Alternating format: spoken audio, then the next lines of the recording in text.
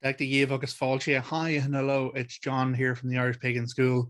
And today I'm coming to you with a quick chat in follow-up to my previous video called Thoughts on Spiritual Sensibility.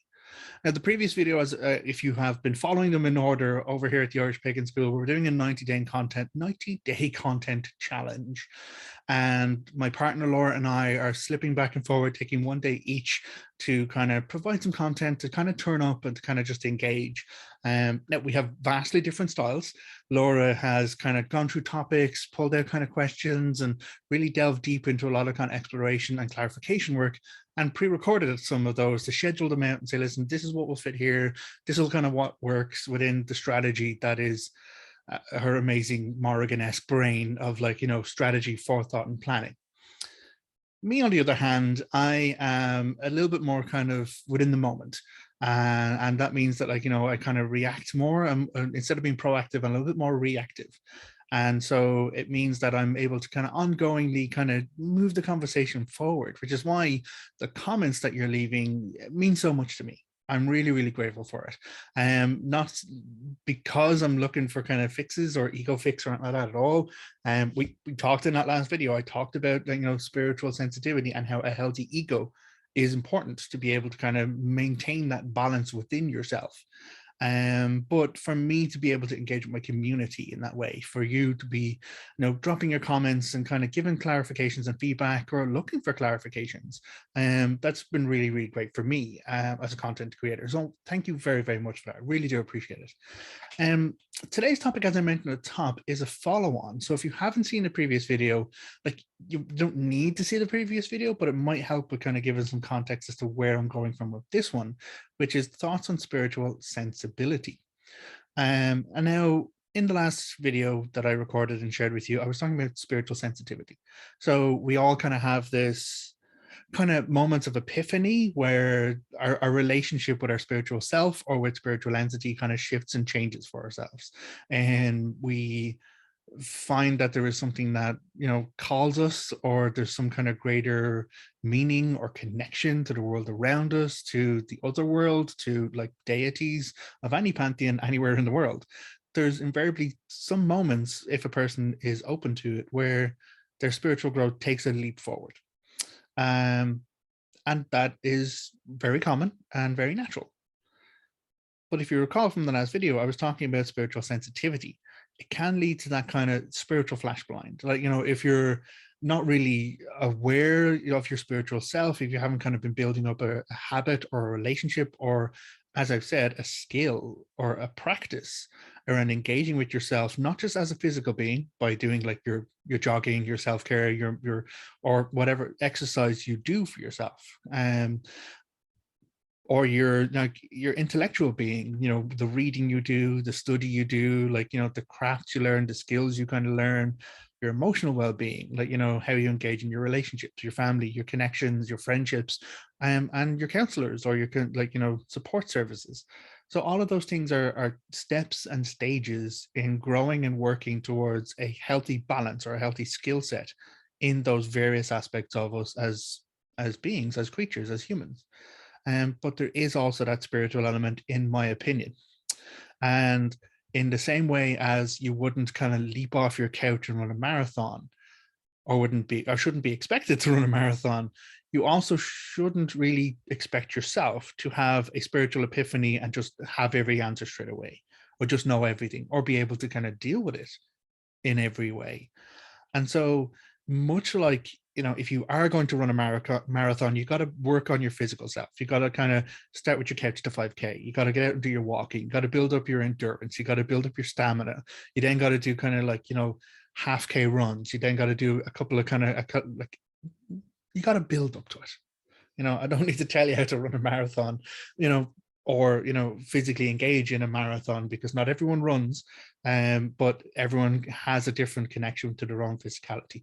And so in the same way that you shouldn't expect yourself to be able to achieve without experience, without skill, without kind of learning, you know, in a physical sense, you shouldn't expect yourself to wake up first thing in the morning and be able to pass the bar exam, for example. You'd have to educate yourself. You have to kind of like figure it out. You have to learn. You have to kind of work on the skill to be able to present, to be able to kind of answer the questions and rationalize through. So there's all of these different things that are very common and very well accepted in our culture and our society, about emotional intelligence, about kind of like, literary intelligence or physical capabilities. All of these things require some investment. So why should spirituality be treated any differently?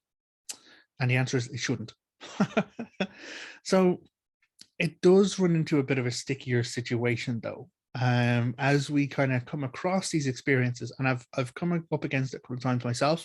I'm very grateful for the fact that I have been able to be there for people when they have had their epiphany moment, when they've had that kind of broader connection, a broader awareness of their spiritual existence. And I'm grateful to have been able to be there for them and to help them through things. But it's also a little bit complex. And by that, I mean, when we have an experience of a spiritual nature, our awareness of self, our awareness of our reality does shift, and it's a very emotional thing. It's a very personal thing. And not everyone was comfortable talking about it. It's totally fine. It can take a bit of time to be able to process through and to be able to kind of rationalize out and say, okay, well, what am I engaging with here? What is this spiritual challenge I'm facing? Or if it's even a challenge, is it just like a spiritual poke? So it's something that can take a bit of time to get up to speed with, and then to develop the necessary skills to actually rationalize properly. But as I mentioned, it's a very personal thing. In a lot of cases, it goes straight past the mental processes of awareness and right into the emotional. You have some kind of spiritual experience which kind of tips off some emotional, and it's really deep. You in some way are altered by that experience. And that means that conversing about that can also be tricky. I'm dancing around the topic. I'm going to just get right to the point. Because it's such an emotional experience, because it's so tied with your idea of self, your sense of self, this kind of ego element, as I mentioned, the id and the ego elements of your psychology. When a spiritual experience is discussed or questioned, oftentimes it can feel like the person is being personally attacked, or personally called out in some ways. And that can be a little difficult to deal with. Again, it's that spiritual sensitivity, but this topic is about sensibility and being able to kind of treat your sensitivity as a skill, being able to kind of work on it. As I said, build up the spiritual muscles through, guided meditations or guided journeying like we have at the Irish Pagan School. Build up your habit of turning up for yourself as a spiritual being before you kind of turn up and engage with a deity or an entity or an otherworld person as a spiritual being. It's building that up, but you got to be able to, sorry, I'm feeling like I'm preaching. I'm going to rephrase my words there. You don't have to do anything you don't want to do, because consent is important, and I will come back to that part. But I feel it's inherently beneficial to us to be able to approach conversations around our spiritual growth from a discovery perspective, not a defense perspective. Now, this is part of the psychological, the neurology of the human mind. If you are feeling threatened in some way, your brain kind of shifts, the releases of chemicals in your mind, your body language, your entire kind of thing shifts into defense mode. Your heart rate elevates, you get a release of adrenaline, like all of your kind of functions prepare you to do either of the three Fs, which is fight, freeze, or flee. This is instinctual. This goes right the way back to the very first, Homo sapiens, pre-Homo sapiens, Homo erectus, our ancient ancestors of evolution. It goes right the way back to this instinctual behavior when threatened. Being able to kind of touch on stuff that can be so deeply emotional to us, like a spiritual connection, can put us over into that defense mode. And suddenly any hope of discourse, any hope of conversation, any hope of deeper kind of exploration and healthy kind of questioning for perspective goes out the window, because we are either going to fight, we're going to freeze, or we're going to flee.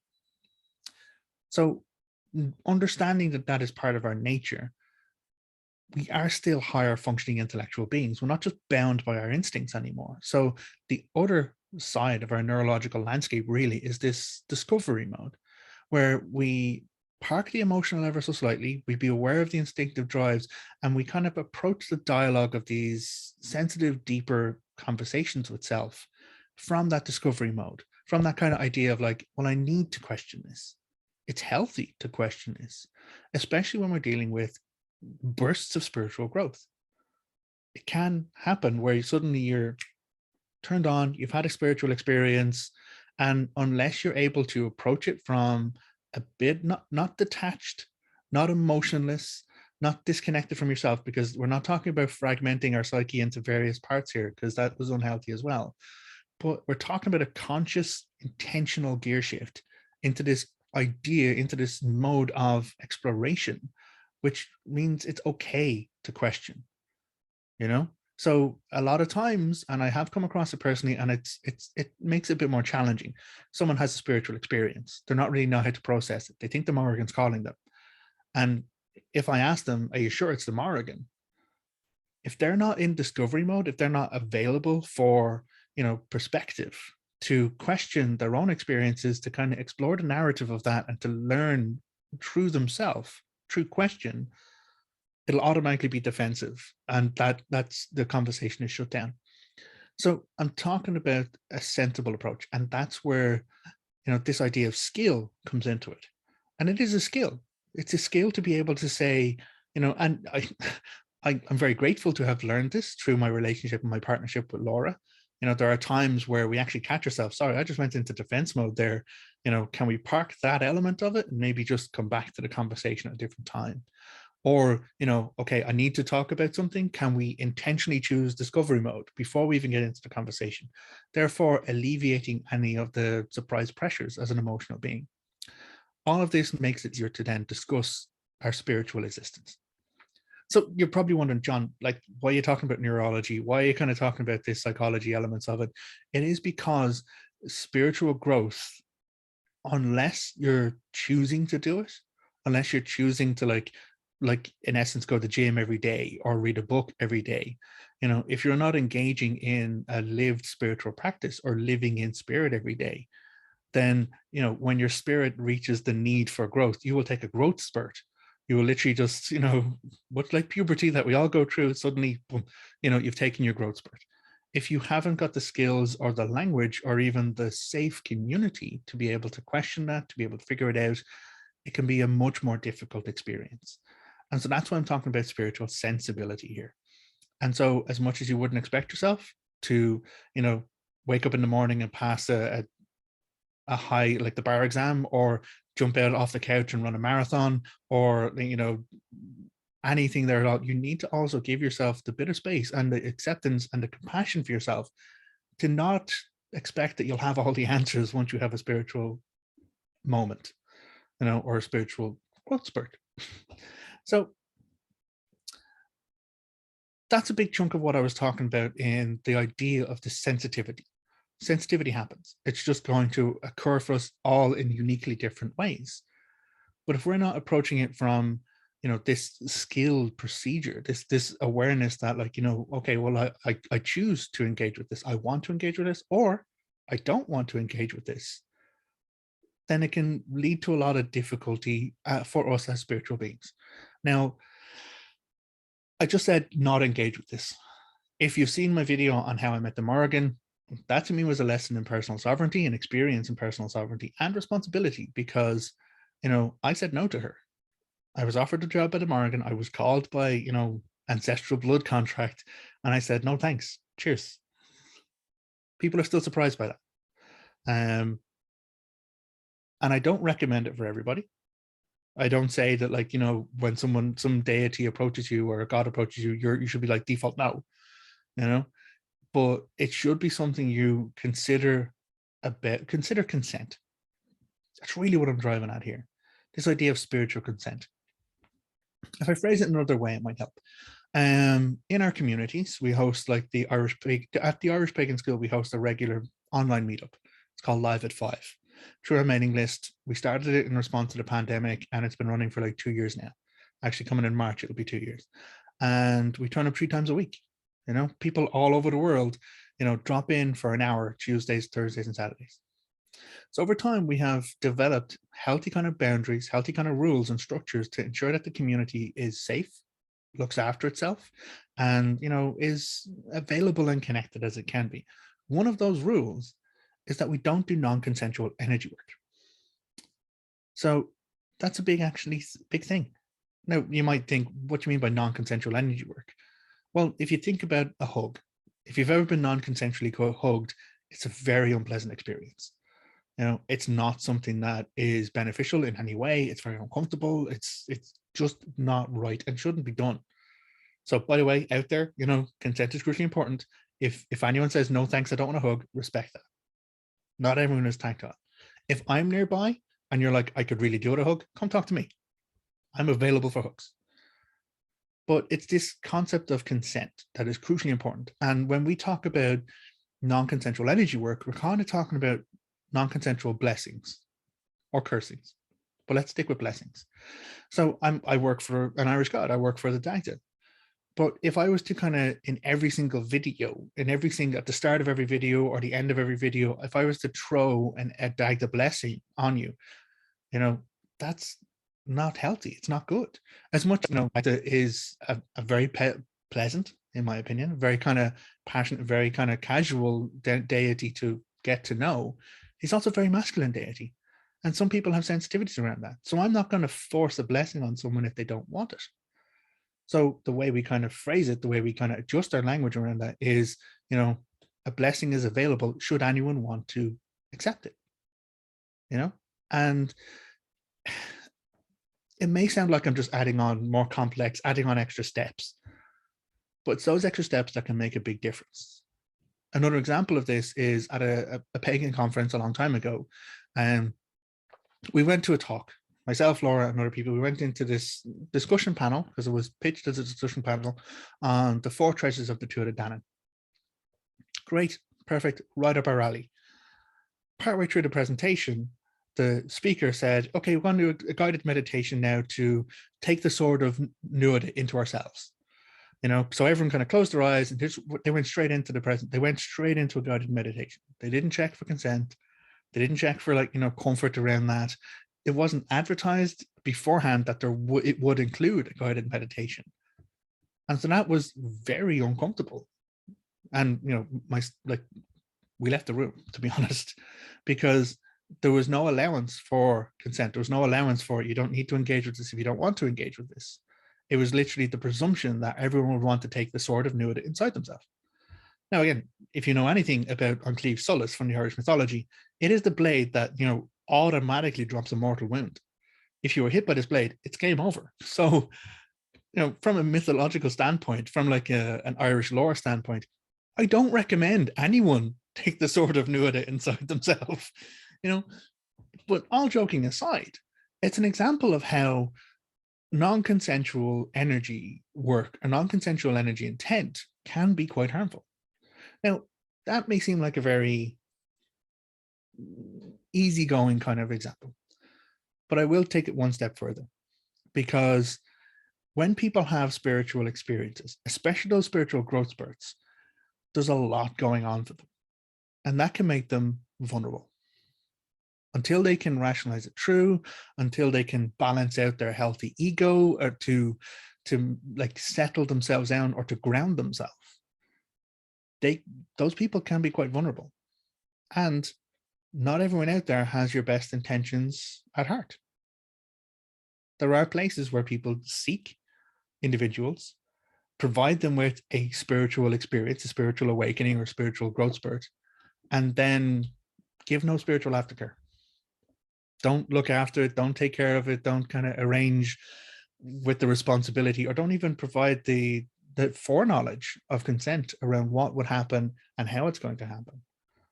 I've had many, many stories, unfortunately, where, times have come around and people have been significantly harmed by the fact that, they were not taken care of appropriately, or they were intentionally misled, taken advantage of. And if you're one of those people who has no clue what I'm talking about, I'm very grateful for that. I'm very grateful to you.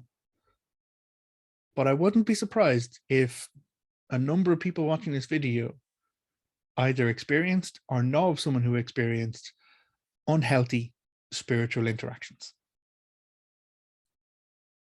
It's the short road towards cultish behavior, like cults of personality, ego-driven kind of control and dominance. Like, again, as I mentioned, spiritual growth spurts can be very fundamentally life-changing and very, very empowering to a person, which makes that energy very attractive and very kind of strong in many ways. Now, again, I feel like I'm losing my track. I'm going to try and rein it back a little bit because I don't want to turn this into a negative kind of John rant about stuff. If you want to hear John rant about something, definitely let me know in the comments and I will do a separate video where I have a good rant about it. But what I'm talking about is this sensible approach to our spirituality, this consensual approach to our spirituality. In the same way that we wouldn't accept someone non-consensually hugging us, we shouldn't accept someone non-consensually putting blessings on us or, you know, engaging in energy work with us. And even if you are in a group or a circle or a connection, or even if you're following a particular spiritual pathway of growth or particular dogma, there needs to still be a space for you to be consenting in your agreements. Now, from your point of view, if there is consent, and you're standing in circle with people that you do trust, that you do have a connection with, and that you do consent to do energy work with, the benefits are huge. Everyone kind of brings their own spiritual strength to some practice. They just, that's a given. And as people begin to consensually connect and to work in energy together, the results are invariably stronger than the 1, 2, or 3 people involved. There's almost an exponential growth in this, you know, drive of spiritual change that can happen, which is why you really need to be having the right person helming that, the right person, you know, steering that, looking after that. Again, there's a whole other dialogue probably to be had, or monologue, I suppose, because I'm not talking, no one's talking back to me here. And there's another monologue to be had about specific energy works and, like, you know, the benefits of that. But when it is consensual, when 2 people kind of engage and work consensually, it is so much more powerful than when one party is not. You know, anyone who's kind of gone to, say, spiritual healing, for example, if you're not open to it, if you're reluctant to do it, if you're holding back, you're not going to get as good a result as if you're engaging, committed, and open to that exchange. And so it is something to be sensible about, to be aware about, and to be considerate about. So there's one other area of sensibility I really want to talk about, and it's less about the concerns of humans and more about the concerns of the other cred and deities. Just because you have a spiritual growth spurt and you are connected with a deity doesn't mean you automatically have to sign your life away, your spirit away, swear a blood oath, and follow that deity for the rest of your existence. Okay? Please don't do that. All right? The healthy thing to do, the sensible thing to do, is to treat it like a new experience with a new person you've met. They're a spiritual stranger. So the first thing you should do when you interact with this is ask them their name. We have a consultation service within the Irish Pagan School where people can send me an email, check in with me, and, you know, ask for a bit of spiritual guidance.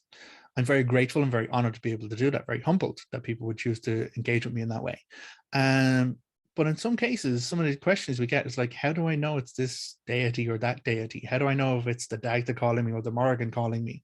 You know, and I was like, a lot of cases you need to ask. You need to kind of, you know, set yourself right, set yourself in order, as I said, with a healthy ego, a healthy awareness of sensitivity, and then approach it in a sensible point of view with, hi, yeah, I'm John O'Sullivan and you are. And then you begin to have a dialogue. So a deity is a spiritual stranger, or an otherworld entity is a spiritual stranger until you get to know them. And that's what a sensible spiritual practice is actually about. It's building up that right relationship by turning up for yourself on a regular basis, and then turning up to engage with this new connection, trying to figure it out, doing the the reading that you may need to do, or like, you know, doing the guided journeys that you need to do to build up that relationship. And so sensible spiritual practice is not swearing service the moment you meet someone new. It's about figuring that out, building that relationship over time. And then you move to what we call in the Irish pagan school, this core quiveness, this kind of right relationship. And we're talking capital or right, you know, not as in correct, not as in truth, not as in honest. It's all of those things. It's this kind of deeper meaning of, you know, all of those words combined, really, that kind of morally correct, that justifiably right, that truth really is what we mean, that true kind of deep relationship. That doesn't happen straight away. It doesn't. Or if it does, you should have an honest questioning of yourself of like, you know, is this what I really want? Is this how I'm going to chase it forward? You know, and figure it out for yourself. You know, as I said, I was called by the Morgan. I turned up, she offered me a job, and I said, no, thank you. You know, because I was aware of where I was, who I was, what I wanted. And, you know, I love her, I respect her. She has my love and respect, but she doesn't have my service. And it's only by having been in a space to be sensibly aware of my spiritual growth, my spiritual size, my spiritual energy, that I was able to be in that moment, no, this isn't what I'm looking for. Now, I would not recommend people say no to the Morrigan, as I've said, like just off the bat. There needs to be a dialogue. There needs to be a conversation with whatever deity or energy or entity is approaching, because spiritual sensibility. The other thing to be aware of, I touched on mentioning the she, and I'm talking about the other crowd, especially in the Irish lore and the Irish other world. The thing with that is, it's not the underworld. It's not hell. It's not demons. It's not darkness. It is probably the better name for it is on Sail Ella, which is Sail is the Irish word for life, and Ella is other. So it's the other life. And we see it in the Irish lore multiple times where a variety of humans travel over into the other world and they have experiences over there and they come back. From Oisin's trip to Tirnanog on the white horse, you know, the voyages of Bran running around the other world, to even go further back to, you know, Armageddon needing to go into the other world to resettle the balance of truth and relationship with the Tuatha Dé Danann in Ireland. So there's lots of examples of going into this other world, but it is another life. It carries on. There are vast varieties of energies, entities, and spirits over there. You know, some of which the spirits of the dead, some of which the spirits of deity, some of which are spirits of elemental energy. Like, it is a vast landscape. And again, not every energy over there has your best interests at heart. So this spiritual sensibility takes on another step there, in that there needs to be the awareness that the impact we have as energetic beings can actually have negative attention as much as positive attention. Now, I'm going to be clear here, like, you know, not everyone is going to have the same experience with a deity. You know, I have my unique relationship with Ondagdamor. Other people have similar relationship with Ondagdamor, but not everyone is going to get the same experience. You know, as I said, some people might, you know, be uncomfortable about the masculine energy, might be uncomfortable about, you know, his connection to earth, as opposed to, you know, well, actually his connection to everything. Bad example, but okay, different example. You know, Lou. I don't have a great connection with Lou. I love him. He's sound. He's a good guy in a mix, but we don't vibe in the same way as I do with Ondagda. And I wouldn't expect myself to vibe with every god in the same way as I vibe with the Dagda. And you shouldn't expect yourself to, you know, have deeper levels of connections along those ways with everyone, because everyone is going to be different and there are going to be unique experiences. Now, I've lost my track a little bit, but I will pull it right back here now, because there are many, many stories in the Irish mythology, in the Irish folklore, of harmful and dangerous kind of experiences with the other crowd, with denizens of the other world. The puka, for example, you know, it is a mischievous spirit. Nearly every story that, you know, talks about it, you know, refers to horrible experiences that people have had with the puka. It is not a benevolent kind of goat horse creature. It's not your best friend, you know, but everyone's going to have their own unique experience with it. But I think it's important to be sensible about these things. And just because you personally didn't have a negative experience with an energy or an entity doesn't mean that it's suddenly benevolent and it's not harmful. One of the worst I actually heard was talk about a red cap. And someone was like, oh no, they're friendly. They're like, just they're really good. They're like house spirits and stuff like that. And I was shocked because according to the Irish lore, the folklore, the mythology, all of the evidence to the contrary, I would not want a red cap anywhere near my house. Because the reason why they're called red caps is that they dye their caps in blood. They straight up murder humans, dip their caps in the blood, and that's what makes them red caps. They are not your best friend. They're not helpful. They're not guardians. They won't kind of look after you. They will malevolently feck with you and eventually murder you to re-dye their cap. Now, again, sorry, I'm using a lot of you statements there. I apologize if it's ranting. If you want John to rant on a topic, as I said, tell me what you want me to rant about and I'll do a different video for that. But it's that sensible awareness. It's that sensible kind of approach to our sensitivity.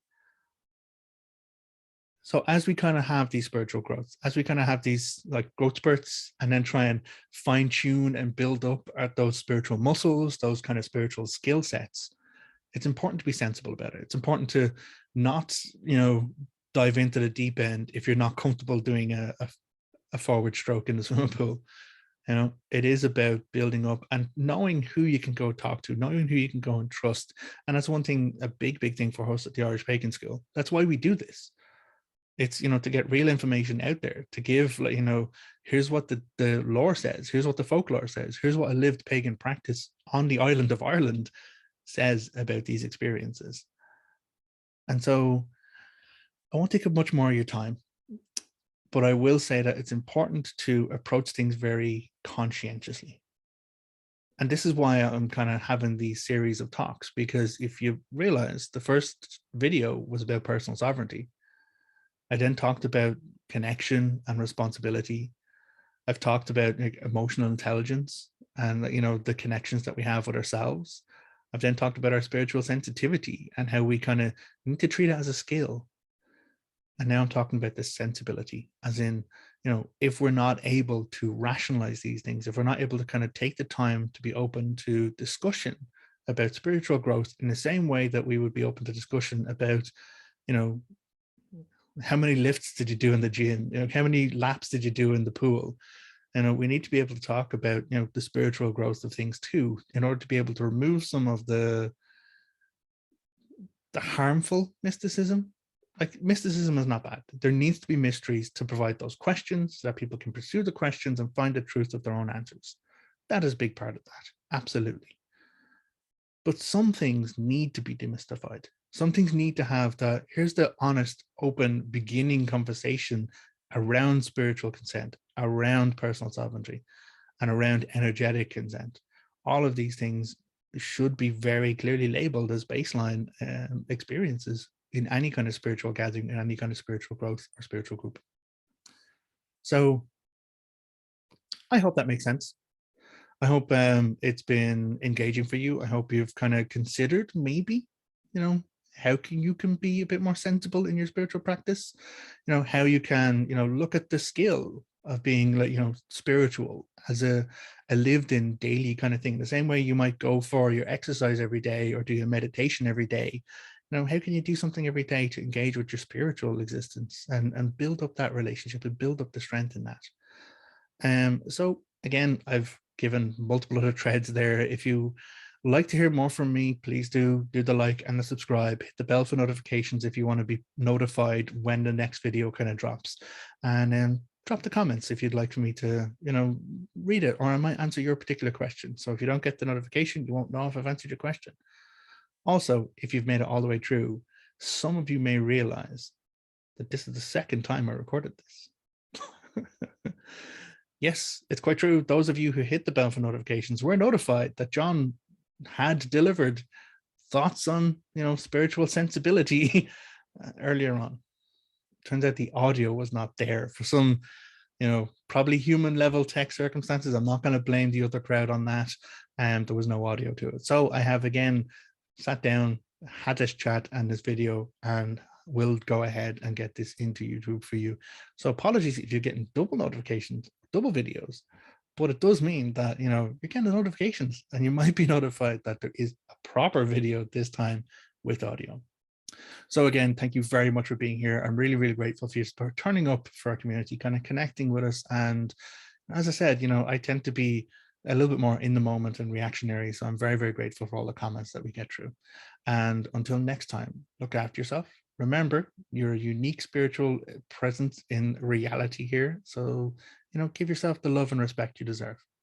Until next time, Slán. Bye.